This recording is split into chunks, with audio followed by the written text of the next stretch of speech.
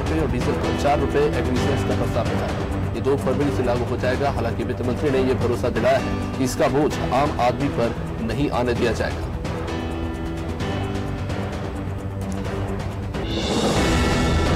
Budget को लेकर प्रधानमंत्री नरेंद्र मोदी ने कहा कि कई लोग सोच रहे थे कि हम आम आदमी पर टैक्स का बोझ डालेंगे, लेकिन ट्रांसपेरेंट बजट पर फोकस किया गया है। वित्त मंत्री ने कहा कि इंफ्रास्ट्रक्चर पर बड़ा खर्च और हेल्थ केयर सेक्टर पर जोर देना इस बजट की 2 अहम बातें रही।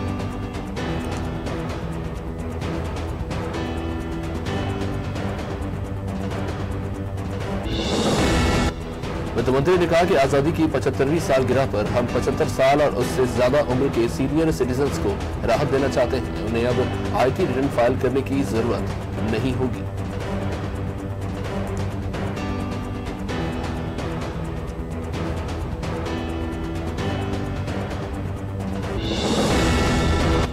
वित्तमंत्री निर्मला सीतारमण ने कहा है कि टैक्स रीअसेसमेंट केस 6 साल तक खोला जा सकता था अब तक, लेकिन अब गंभीर मामलों में 10 साल तक भी केस खोले जा सकते थे। अब इसे घटाकर 3 साल किया गया है।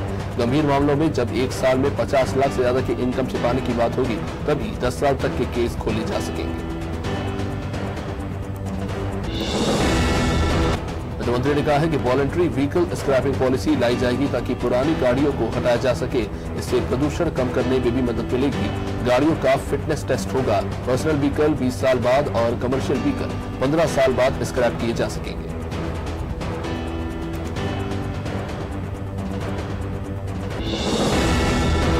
इनकम टैक्स से लेकर बजट में कोई बड़ा बदलाव नहीं हुआ है, यानी कि पिछले साल की ही तरह आपको इस साल भी इनकम टैक्स रिटर्न फाइल करने के 2 ऑप्शन मिलेंगे। बजट में सिर्फ एक बड़ी घोषणा हुई है, 75 वर्ष से ज्यादा आयु वाले पेंशनर्स को टैक्स रिटर्न फाइल नहीं करना पड़ेगा।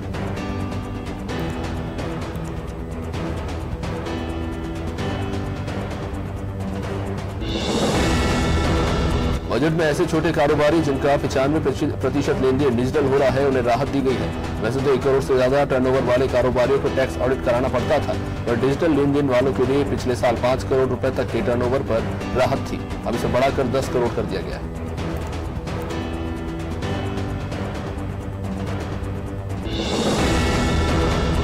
इस बीच इसको लेकर मध्य प्रदेश के वित्त मंत्री जगदीश देवड़ा का बयान भी सामने आया है। मंत्री ने कहा कि भारत सरकार के बजट में जनहित और सभी वर्गों का ध्यान रखा गया है। जल जीवन योजना में 2 लाख करोड़ से ज्यादा का प्रावधान किया गया है। 1 नेशन 1 राशन कार्ड की योजना पूरे देश में लागू होगी। इस योजना से प्रवासी मजदूरों को भी लाभ होगा।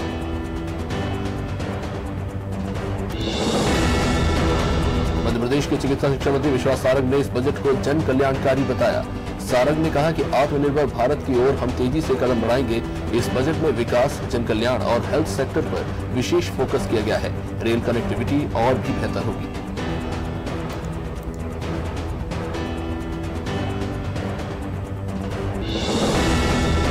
कांग्रेस कमेटी के प्रवक्ता अजय सिंह यादव ने कहा कि आम बजट निराशाजनक रहा। आम जनता के लिए इस बजट में कुछ भी नहीं था। जहां आम आयकर दाता की इनकम टैक्स की रेंज 35% रखी गई है, वहीं कॉर्पोरेट की आयकर की रेंज अब 25% रखी गई है।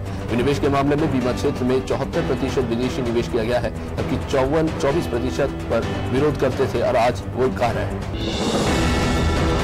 केंद्रीय बजट 2021-22 पर नगरीय विकास एवं आवास मंत्री भूपेंद्र सिंह ने आम बजट पर भारत सरकार के कदम का स्वागत किया। आज के बजट में भारत सरकार के द्वारा आत्मनिर्भर भारत के निर्माण के लिए जो महत्वपूर्ण स्तंभ है, उस पर विशेष ध्यान दिया गया है। आत्मनिर्भर भारत के लिए ये बजट कारगर साबित होगा।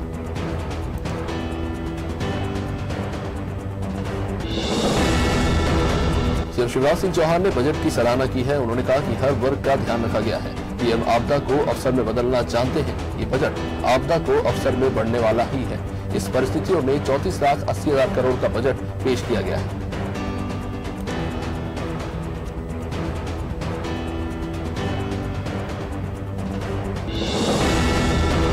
छत्तीसगढ़ के नेता प्रतिपक्ष और पूर्व मंत्री धर्मलाल कौशिक ने आम बजट की सराहना की है। उन्होंने कहा कि ये बजट समाज के हर वर्ग को राहत देगा। साथ ही साथ उन्होंने कहा कि कोरोना काल में किसानों, मजदूरों और उद्योग जगत पर मंदी की जो मार पड़ी है, ये बजट उससे उबारने में मदद कर देश को विकास और तरक्की की राह पर ले जाएगा।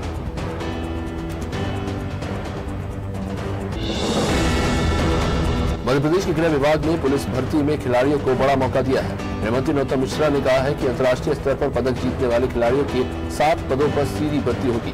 बिना परीक्षा के खिलाड़ियों को कांस्टेबल से सब इंस्पेक्टर के पद पर भर्ती किया जाएगा।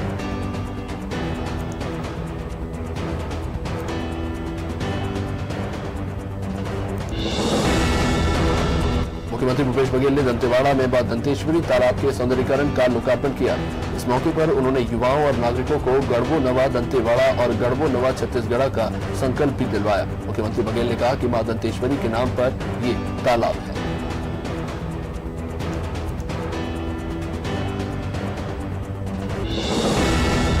राजधानी भोपाल के इंडस्ट्रियल एरिया गोविंदपुरा में बने गार्बेज ट्रांसफर स्टेशन का सीएम शिवराज सिंह चौहान ने लोकार्पण किया। इस गार्बेज ट्रांसफर स्टेशन का निर्माण भोपाल नगर पालिका निगम ने ही करवाया है।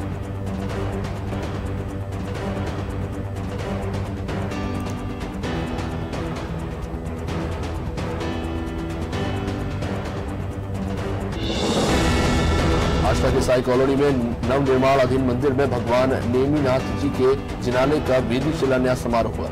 इसमें जैन समाज के धर्मगुरुओं सहित बड़ी संख्या में लोग मौजूद रहे। कार्यक्रम में छोटी छोटी बालिकाओं ने नृत्य की प्रस्तुति देकर अतिथियों का स्वागत किया।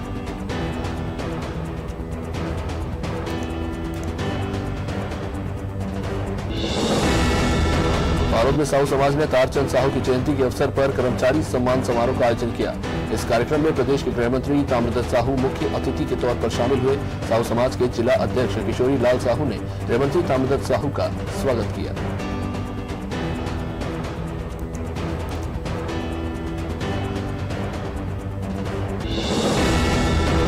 भोपाल में राज्य मंत्रालय के वल्लभ पार्क में वंदे मातरम का गान हुआ। चिकित्सा शिक्षा मंत्री विश्वास सारंग और स्कूल शिक्षा मंत्री इंदर सिंह परमार वंदे मातरम के गान में शामिल हुए। इस मौके पर मंत्रालय के कर्मचारी भी मौजूद रहे, जहां कार्यक्रम में पुलिस बैंड ने आकर्षक धुनें बजाकर माहौल को देशभक्ति से भर दिया।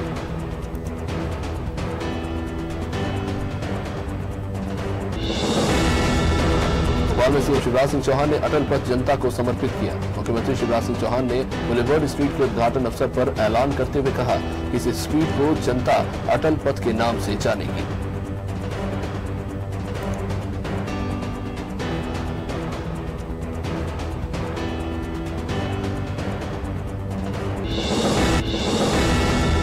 के खटिया तहसील के अंतर्गत पिपलिया हामा गांव में स्थित भारत गैस एजेंसी को सील कर दिया गया है। दस्तावेजों समेत कई त्रुटियां होने की शिकायत मिलने पर यह कार्रवाई की गई। एजेंसी के संचालक में गड़बड़ी होने की सूचना मिलने पर एसडीएम ने कार्रवाई के आदेश दिए।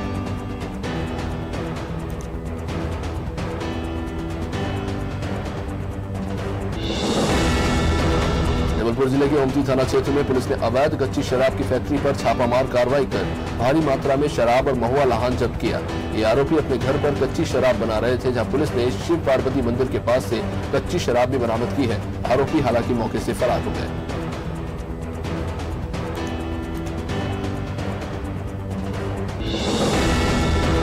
कटनी में छठी अंतरशालेय हॉकी टूर्नामेंट का आगाज हुआ। यह प्रतियोगिता हर साल पूर्व विधायक हाजी गुलाम भाई और हाजी मंजरूल कय्यूम की याद में होती है। कटनी की मॉडर्न बीडी फैक्ट्री शहर और अन्य जिलों के हॉकी खिलाड़ियों के प्रतिभाओं को निखारने और उन्हें प्रोत्साहित करने में ये सहयोग करती है। इस टूर्नामेंट का शुभारंभ बड़वारा विधायक बसंत सिंह ने किया।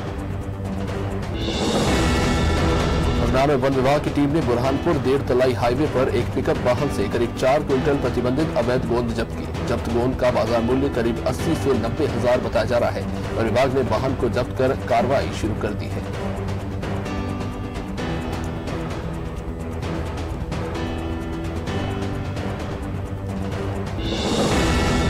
नरसिंहपुर में कलयुगी पत्नी ने फेसबुक पर बने आशिक के साथ मिलकर अपने ही पति की हत्या कर दी है। युवक के परिजनों ने लापता होने की शिकायत दर्ज कराई तो जांच में हत्या का खुलासा हुआ।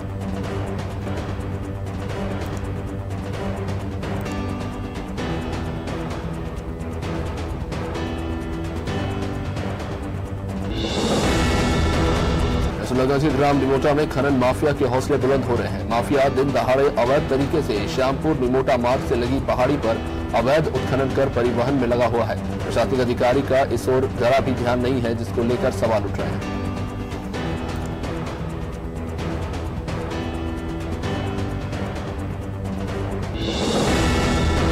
छत्तीसगढ़ के रानाथ गांव में नेशनल हाईवे पर गैस टैंकर पलट गया, जिससे आसपास के इलाकों में दहशत फैल गई। ये गैस टैंकर मध्य प्रदेश के गुना से रायपुर जा रहा था। घटना के बाद मौके पर पहुंची पुलिस ने रेस्क्यू ऑपरेशन चलाया और घटनास्थल पर भारी संख्या में पुलिस बल की तैनाती की गई।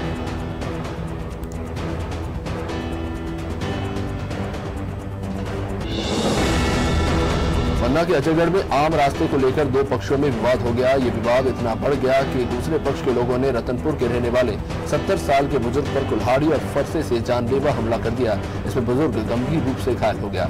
इस घटना के बाद परिजन बुजुर्ग को लेकर प्राथमिक स्वास्थ्य केंद्र अजयगढ़ पहुंचे थे।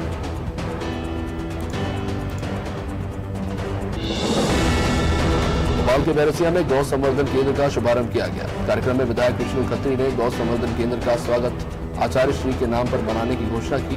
कार्यक्रम की अध्यक्षता कर रहे पूर्व सांसद सुरेंद्र सिंह ठाकुर ने कहा कि जैन समाज के गौवंश के प्रति जो सेवा भाव है, रुचि है, उसे देखते हुए ये आशा ही नहीं बल्कि विश्वास भी है।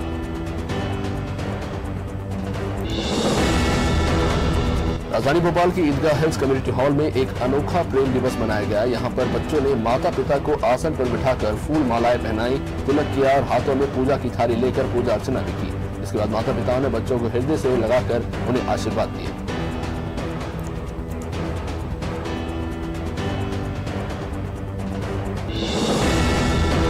मंडला जिले के बिचलिया थाना ग्राम के सारही के कान्हा फॉरेस्ट रिजॉर्ट में व्यक्ति की लाश मिलने से क्षेत्र में सनसनी फैल गई, जिसकी सूचना रिजॉर्ट वालों ने बिचलिया थाने को दी। मौके पर पहुंची पुलिस ने शव को कब्जे में लेकर पोस्टमार्टम के लिए भिजवाया।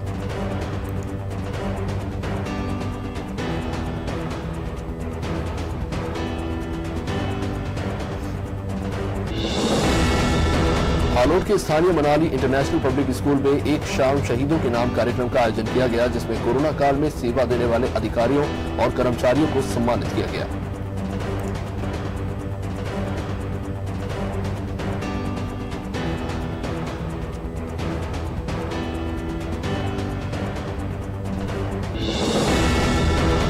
रायपुर से बड़वानी की ओर जा रही यात्रियों से भरी बस ने कासेल से राजपुर बाइक को टक्कर मार दी, जिसमें बाइक सवार की मौके पर ही मौत हो गई।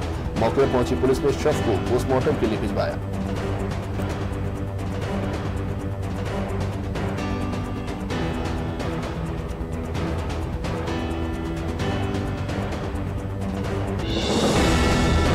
दमोह में पुलिस अधीक्षक हेमंत चौहान के निर्देशन में अवैध शराब और नशे के खिलाफ अभियान चलाया जा रहा है और इसी को लेकर बांधपुर चौकी प्रभारी राजकुमार गोस्वामी ने 3 किलो 800 ग्राम गांजे के साथ एक आरोपी को गिरफ्तार किया।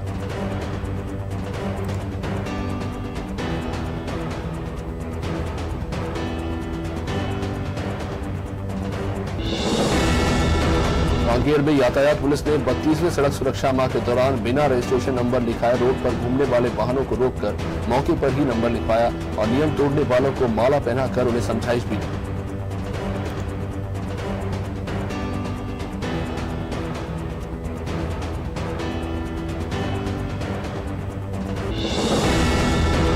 धार की कुक्षी में पल्स पोलियो अभियान की शुरुआत सामुदायिक स्वास्थ्य केंद्र में की गई, जिसका शुभारंभ सरपंच राधिका डावर ने किया।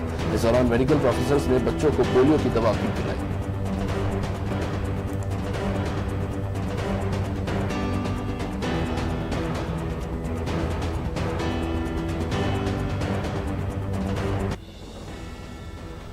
मंडला जिले के बीजाडांडी ब्लॉक में विश्व हिंदू परिषद और बजरंग दल के कार्यकर्ताओं ने हाथों में भगवा झंडा लेकर जय श्री राम के जयघोष के साथ बाइक रैली निकाली। रैली का शहरवासियों ने फूल मालाओं से स्वागत किया।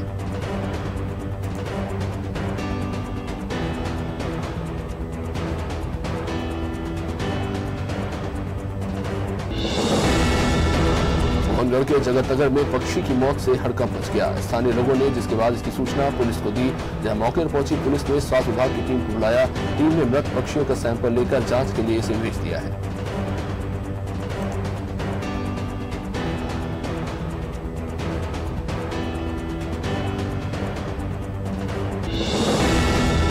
अयोध्या में राम मंदिर निर्माण के लिए धन संग्रह और लोगों को जागरूक करने के लिए नवागढ़ के शिवरी नारायण में महिलाओं ने बाइक रैली निकाली। इस रैली का लोगों ने फूल वर्षा कर स्वागत किया, जहां इस दौरान जय श्री राम के नारे भी लगाए गए।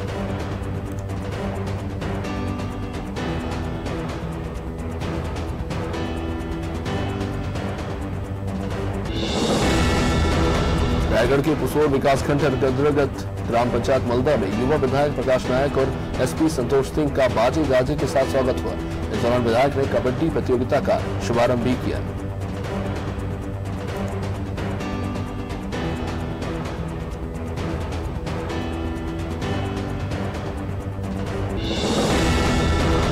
रायगढ़ के रामभाटा सामुदायिक स्वास्थ्य केंद्र में विधायक प्रकाश नायक ने पोलियो ड्रॉप पिलाकर पल्स पोलियो अभियान की शुरुआत की। इसमें 5 साल से कम उम्र के बच्चों को पोलियो की दवा पिलाई गई। इस दौरान स्वास्थ्य अधिकारी भी मौके पर मौजूद रहे।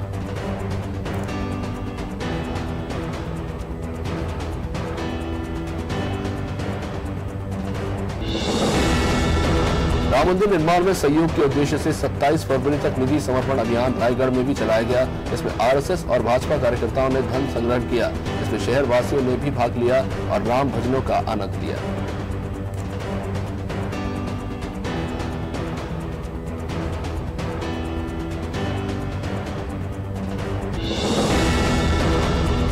रीवा के समान थाना क्षेत्र के बस स्टैंड पर कार सवार बदमाशों ने गोली चलाई। ये गोली 25 वर्षीय युवक को जा लगी, जिससे उसकी घटनास्थल पर ही मौत हो गई। मौके पर पहुंची पुलिस ने शव को पोस्टमार्टम के लिए संजय गांधी अस्पताल भिजवाया।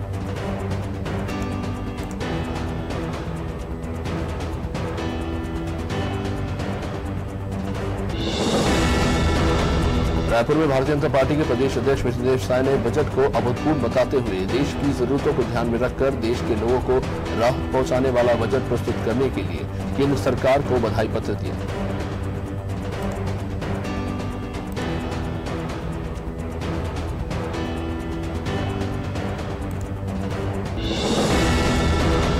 मुरैना में केमिकल के घोल से पनीर बनाने का नया मामला गंगा मिशन के बाड़े से सामने आया है। खाद्य सुरक्षा विभाग की टीम ने मौके पर पहुंचकर सपेटा दूध, केमिकल के घोल और सिंथेटिक पनीर जब्त किया है।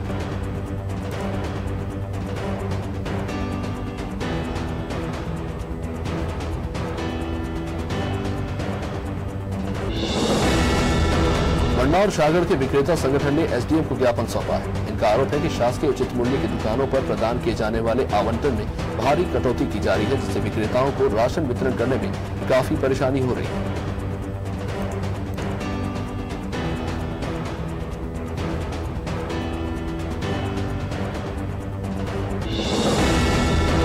पन्ना के बहोई ब्लॉक में मध्य प्रदेश सहकारिता समिति कर्मचारी महासंघ के सैकड़ों सदस्यों ने अनिश्चितकालीन हड़ताल का शंखनाद किया। सभी लोगों ने तहसील कार्यालय पहुंचकर अनुविभागीय अधिकारी के नाम तहसीलदार को ज्ञापन सौंपा।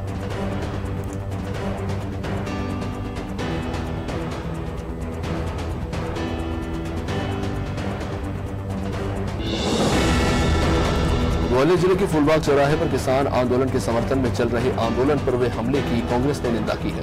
धरने के समर्थन में कई कांग्रेस नेता धरने में शामिल हुए। उन्होंने कहा कि शांतिपूर्ण धरने में जिस तरह से तोड़फोड़ की गई है और महापुरुषों की तस्वीरें फाड़ी गई है, वो निंदनीय है।